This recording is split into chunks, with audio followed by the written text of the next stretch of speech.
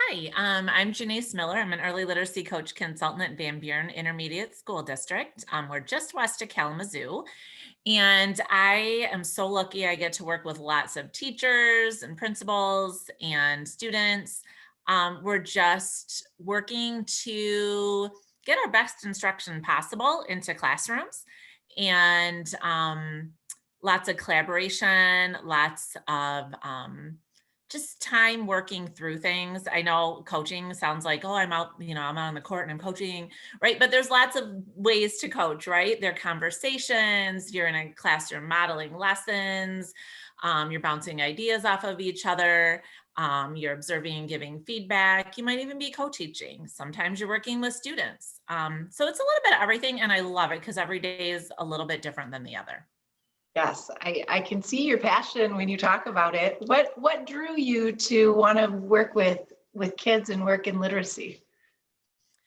I'm kind of one of those people that's like always wanted to be a teacher, and that sounds like a little cliche, but it is totally true in my case. My dad was a teacher. I have lots of teachers in my family. Um, so I don't think my kids are gonna be teachers, but it's just kind of one of those things that's in your blood. I guess you never know, right? We all teach in different ways. We just might not be a teacher.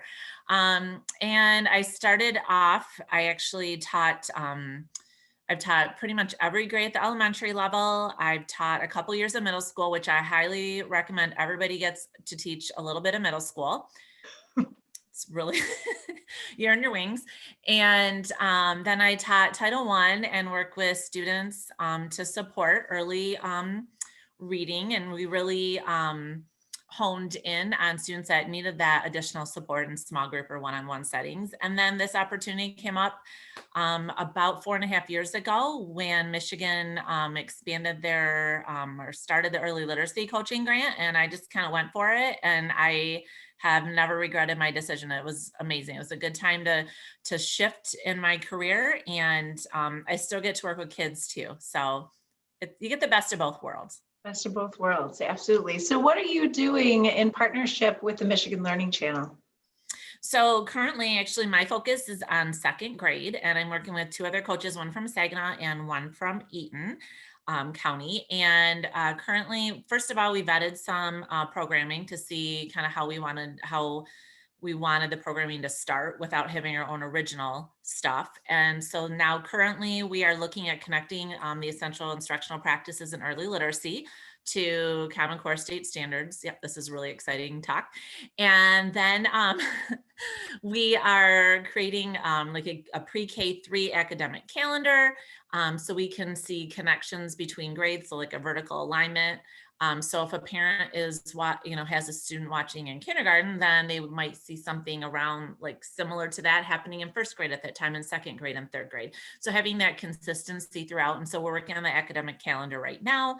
And eventually we're getting to some lesson planning and working with teachers on getting their instruction recorded and out there.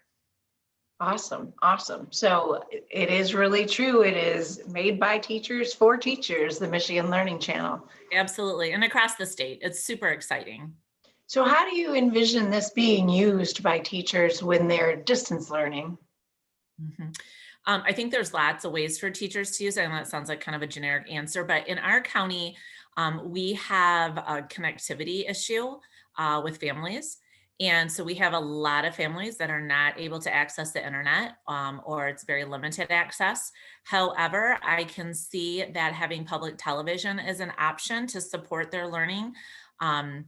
Is kind of, I described it in our a couple meetings today as a potential game changer, just to have this knowing that it's connected to best practices and the standards the students should be learning, and having just some good instruction. And it's a different world than when I grew up, and kids now, I mean, I have mine are older, but having that connection, um, I guess like with tech, it's just so different. And so I think it's just going to kind of be a natural for students to be drawn to that, especially if you get some really energetic people up there doing it. I think that could be so fun. So Yeah, that's what we hope. We definitely hope we do that. So can you see that this would be something, hopefully the pandemic ends and we go back to whatever that looks like. Can you see this being a sustainable thing that families and teachers would use after pandemic? Absolutely, absolutely.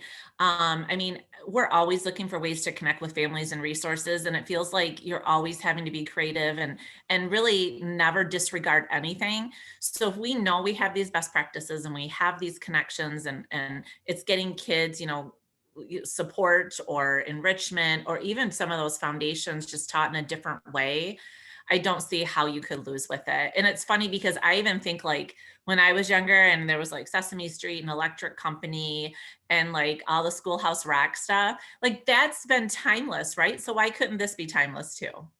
Yeah, absolutely. Yeah, that's how I know my 50 Nifty United States is from that song. Someone sent me the hanker for a hunk of cheese the other day. Do you remember that? It was like a Oh, nutritional one. It was so funny. So yes. that's awesome. That's I awesome. even remember, I'm dating myself, but I remember Romper Room. That was like so long ago, but it was the teacher and she had the kids in the gathering space and it was preschool. And that was fabulous. And that was another one that was on for a really long time. So Yeah, yeah. Well, yes, we're hoping to create a sustainable model for sure, because we definitely want to support teachers and we definitely want to support families. Is there anything that I didn't ask you that you would still like to tell us?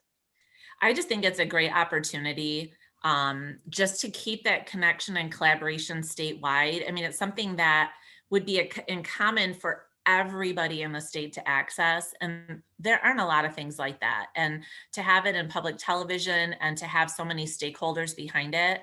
And then professionally to have this collaboration, like I don't really love this phrase, but I'm just going to use it. Like it's filling this other bucket for me, right?